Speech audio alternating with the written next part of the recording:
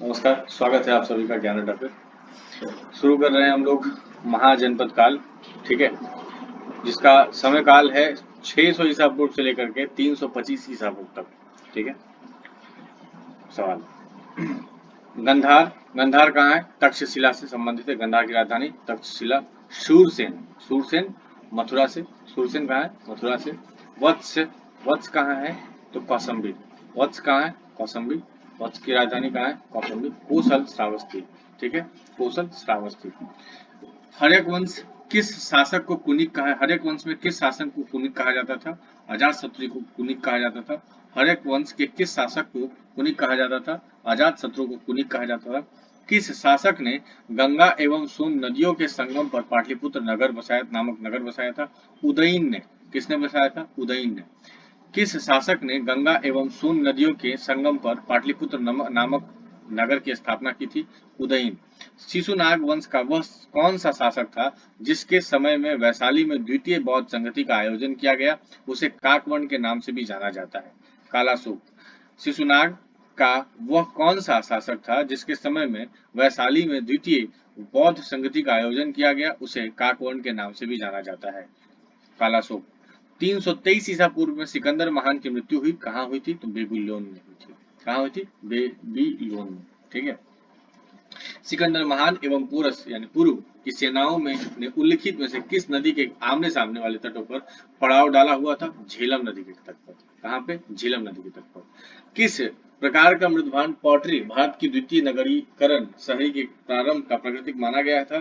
तो उत्तरी काले पॉलिस्कृत और उत्तरी काले पॉलिस्कृत, उत्तरी काले पॉलिस्कृत, ठीक है, उत्तरी काले पॉलिस्कृत। पाली ग्रंथों में गांव के मुखिया को क्या कहा जाता है? भोजक या ग्राम भोजक, भोजक या ग्राम भोजक। पाली ग्रंथों में गांव के मुखिया को क्या कहा गया है? भोजक या फिर ग्राम भोजक। उज्जैन का प्राचीन नाम क्या है? अवंतिका। उज्जैन का प्राचीन नाम क्या है? अवंतिका। नंद वंश का संस्थापक कौन था? महापद्म नंद।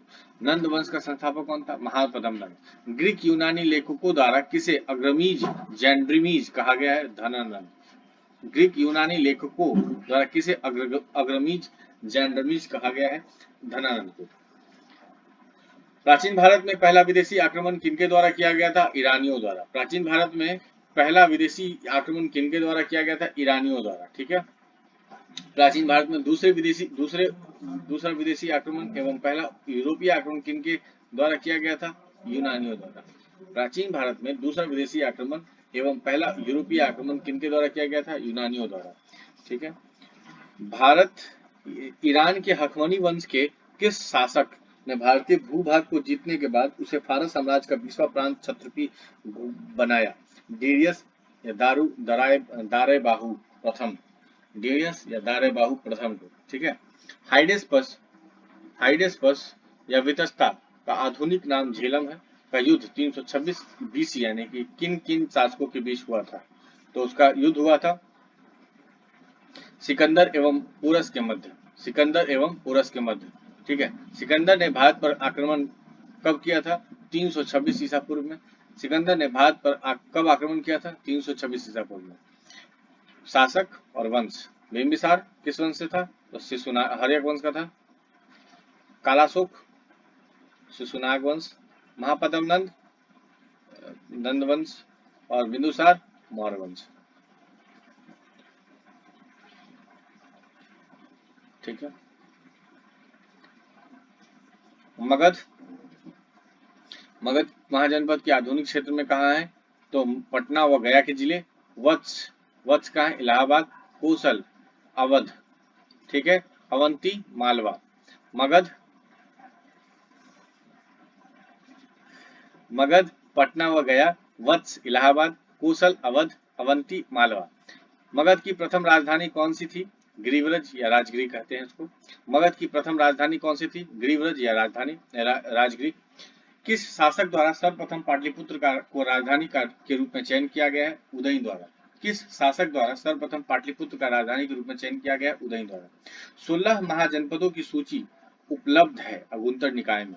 16 महाजनपदों की सूची उपलब्ध है अंगुत्तर निकाय में। निम्नलिखित में से मगध का कौन सा राजा सिकंदर महान का समकालीन था? धनानंद। निम्नलिखित में से कौन सा मगध का कौन सा राजा सिकंदर महान का समकालीन था? धनानंद। प्रथम मगध साम्राज्य का उत्कर्ष किस सदी में हुआ था? छठी सदी ईसा पूर्व। प्रथम मगध साम्राज्य का उत्कर्ष किस सदी में हुआ था? छठी सदी ईसा पूर्व में। सिकंदर की भारत में सफलता के निम्न कारण थे। कौन कौन से कारण थे? तो भारत में तब कोई केंद्रीय सत्ता नहीं था, सही है। उसकी सेना श्रेष्ठ प्रकार की थी, सही है। उसे देशद्रोही भारतीय सैनिक शासकों का सहयोग मिला, सही है। वह एक अच्छा प्रशासक था, सही है। यानी कि चारों के चारों सही है। सुमेलित कीजिए तथा सूचियों के नीचे दिए गए कूट के सही उत्तर चुनिए। राजा और राज्य के क्षेत्र में, ठीक है। तो प्रदोत अवंती के क्षेत्र से है। प्रदोत कहाँ से? उदयन। उदयन जो है मगध क्षेत्र से। उदयन कहाँ से? वत्स क्षेत्र से, ठीक है। उदयन वत्स। प्रसेनजीत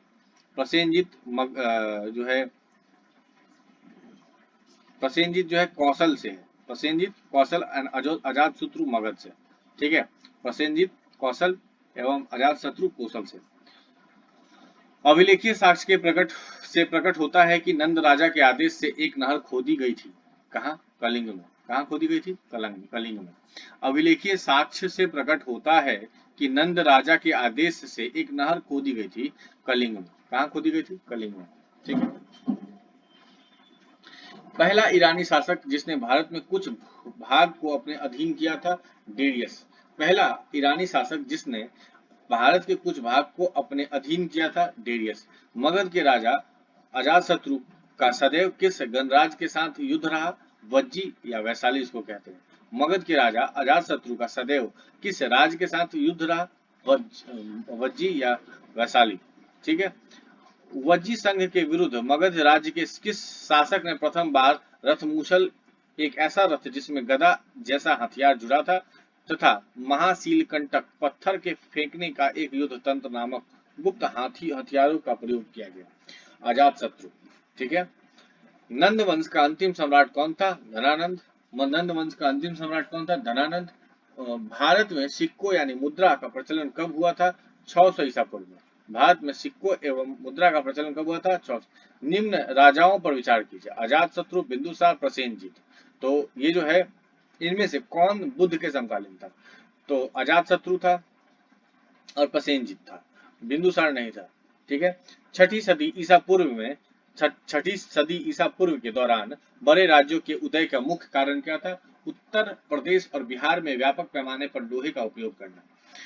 छठी सदी ईसा पूर्व के दौरान बड़े राज्यों के उदय का मुख्य कारण क्या था? उत्तर प्रदेश और बिहार के व्यापक पैमाने पर लोहे का प्रयोग, ठीक है।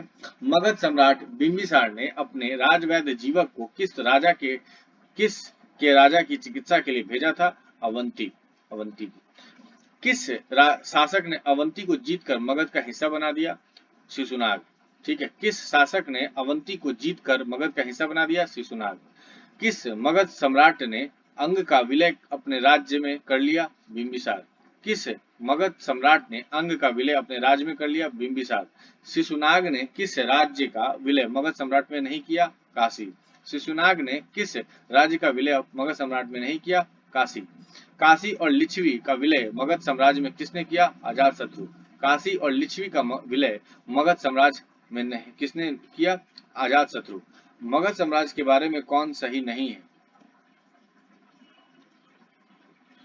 तो इनमें से कोई नहीं है। ऑप्शन पढ़ देते हैं हम। पुराणों एवं महाकाव्यों के अनुसार इसकी स्थापना बृहदत्त ने की थी। गलत है, ठीक है, सही नहीं है, ठीक है। महापद्मनंद ने इसे सर्वाधिक विस्तार प्रदान किया तथा सर्व क्षत्रांतक क्षत्रियों का अंत करने वाला एक एवं एक राट की उपाधि भी नहीं है, उपाधि धारण की नहीं है। वीरवज, राजगिरी, पाटलिपुत्र एवं वैशाली क्रमशः इसकी 4 राजधानियां बनी। गलत है। सिकंदर के आक्रमण के समय उत्तर भारत में निम्नलिखित राजवंशों में से एक शासन था? किस एक का शासन था? नंदवंश का शासन था, जिसमें महापद्मनाथ, ठीक है, धनानंद था। निम्नलिखित में से कौन सा एक ईसा पूर्व छठी सदी में प्रारंभ में भारत का सर्वाधिक शक्तिशाली नगर राज्य था? मगध। निम्नलिखित में से कौन एक ईसा पूर्व छठी सदी में प्रारंभ भारत का सर्वाधिक शक्तिशाली नगर राज्य था? मगध। निम्नलिखित में से कौन कौन से भारत में पर ईरानी आक्रमण के प्रभाव के रूप में माना जाता है? तो खरोष्ठी लिपि का प्रचार सही बात है, अभिलेख उत्कीर्ण करने की कला का प्रचार सही है, ईरानियों के छत्र प्रणाली का प्रचार सही है, घंटा आकार के गुंबज की कला का प्रचार सही है, स्त्री अंग रक्षकों की नियुक्ति सही है। निम्न में से कौन सा एक सिकंदर के आक्रमण का प्रभाव नहीं था? उसने भारत को यूनान की रियासत बनाया, गलत बात है, ठीक है। निम्न उसने क्या क्या किया था? इस आक्रमण ने भारत और यूनान के बीच प्रत्यक्ष संपर्क स्थापित करवाया। इस आक्रमण के पश्चिमोत्तर भारत में यूनानियों की स्थापना का मार्ग प्रशस्त किया। सिकंदर अनेक उपनिवेशों की स्थापना के लिए उत्तरदायी था, लेकिन उसने भारत को यूनान की रियासत नहीं बनाया था। निम्नलिखित में से किस राज्य में गणतंत्रात्मक शासन व्यवस्था नहीं थी? मगध राज्य में गणतंत्रात्मक व्यवस्था नहीं थी, ठीक है। निम्नलिखित में से किसे सैन्य या नियमित और स्थायी सेना रखने वाला कहा जाता है? बिंबिसार को नियमित या स्थायी सेना रखने वाला यानी कि सैन्य कहा जाता है। डेरियस दारेबाहु ने प्रथम ने 1516 बीसी में सिंधु के तटवर्ती भूभाग को जीतकर उसे ईरान का 20वां क्षत्रपी प्रांत बनाया। उससे कितना राजस्व प्राप्त होता है? 360 टैलेंट। 360 टैलेंट। निम्नलिखित में से कौन सिकंदर के साथ भारत आने वाला इतिहासकार नहीं था? हेरोडोटस नहीं था। हेरोडोटस को इतिहास के पिता के रूप में जानते हैं। महाजनपद काल में श्रेणियों के संचालक को कहा जाता है श्रेष्ठीन। क्या कहा जाता है? श्रेष्ठीन कहा जाता है। महाजनपद काल में श्रेणियों का संचालक को क्या कहा जाता है? श्रेष्ठीन। गृहपति का अर्थ है धनी किसान। गृहपति का क्या अर्थ है? अर्थ है धनी किसान। सूची 1 को सूची 2 के साथ सुमेलित कीजिए। अष्टकूलक। अष्टकूलक किसका है? परामर्शदायी है, ठीक है। अष्टकूलक क्या है? परामर्शदायी। महामात्र क्या है? उच्च कोटि के अधिकारी। बलि साधक क्या है? किसानों से कर वसूलने वाला अधिकारी। सौल्किक या शुल्काध्यक्ष क्या है? शिल्पियों व व्यापारियों से शुल्क या चुंगी वसूलने वाला अधिकारी। मगध के किस प्रारंभिक शासक के राज्यारोहण के लिए अपने पिता की हत्या की एवं इसी कारणवश अपने पुत्र द्वारा मारा गया? अजातशत्रु ने। मगध के किस प्रारंभिक शासक ने राज्यारोहण के लिए अपने पिता की हत्या की एवं इसी कारणवश अपने पुत्र द्वारा मारा गया? ठीक है। विश्व का पहला गणतंत्र वैशाली में किसके द्वारा स्थापित की गई थी? लिच्छवी के द्वारा, ठीक है। विश्व का पहला गणतंत्र वैशाली किसके द्वारा स्थापित किया गया था? लिच्छवी, ठीक है। कुरु। कुरु किससे संबंधित है? इंद्रप्रस्थ से संबंधित है। कुरु किससे संबंधित है? इंद्रप्रस्थ से, ठीक है। पांचाल किससे संबंधित है? तो पांचाल है अहिच्छत्र से, अहिच्छत्र से। और आपका कौशल किससे? साकेत से। और वत्स कौशंबी से, ठीक है। कुरु इंद्रप्रस्थ, पांचाल अहिच्छत्र, पांचाल कौशल कौशंबी, कौशल साकेत और वत्स कौशंबी। निम्न में से कौन एक बौद्ध ग्रंथ 16 महाजनपदों का उल्लेख करता है? अंगुत्तर निकाय, अंगुत्तर निकाय, ठीक है। निम्नलिखित में से कौन एक मगध साम्राज्य की राजधानी नहीं रहा? कौशंबी नहीं रहा, कौशंबी नहीं रहा, ठीक है। बात करते हैं, चलो ये भी हमारा खत्म हो गया महाजनपद काल। अब चाहे तो हम इसको आगे भी कंटिन्यू करते हैं, अगला, ठीक है। धार्मिक आंदोलन शुरू करते हैं। 6ठी सदी ईसा पूर्व से 4थी सदी ईसा पूर्व तक के बीच में धार्मिक जो आंदोलन हुए थे उसको जैन परंपरा के अनुसार जैन धर्म में कुल कितने तीर्थंकर हुए थे? 24 तीर्थंकर हुए थे। त्रिपिटक धर्म ग्रंथ है किसके? तो बौद्धों के। त्रिपिटक धर्म किसके ग्रंथ है? बौद्धों के। बुद्ध ने निम्नलिखित में से किस स्थान पर महापरिनिर्वाण यानी मृत्यु को प्राप्त किया था? कुशीनाड़ा यानी कि कुशीनगर, ठीक है। किस शासक ने बौद्धों के लिए विख्यात विक्रमशिला विश्वविद्यालय की स्थापना की थी? तो धर्मपाल ने विक्रमशिला की स्थापना की है। किस शासक ने बौद्धों के लिए विख्यात विक्रमशिला की स्थापना की थी? तो धर्मपाल ने। किसके द्वारा तृतीय बौद्ध संगति का संरक्षण प्रदान किया गया था? अशोक। किसके द्वारा तृतीय बौद्ध संगति का संरक्षण प्रदान किया गया था? अशोक। बौद्ध ग्रंथ पीठकों की रचना निम्नलिखित में से किस भाषा में की गई थी? पाली। किस शासक ने शासनकाल में नेपाल में बौद्ध धर्म का गमन हुआ था? अशोक। किस शासक ने शासनकाल में नेपाल में बौद्ध धर्म का गमन हुआ था? अशोक। सांची क्यों विख्यात है? सबसे बड़ा बौद्ध स्तूप के कारण। सांची क्यों विख्यात है? सबसे बड़ा बौद्ध स्तूप के कारण। महावीर का जन्म किस क्षत्रिय गोत्र में हुआ था? जांत्रिक में। महावीर का जन्म किस क्षत्रिय गोत्र में हुआ था? जांत्रिक में। महावीर की माता का कौन थी? त्रिशला। महावीर की माता कौन थी? त्रिशला। ठीक है।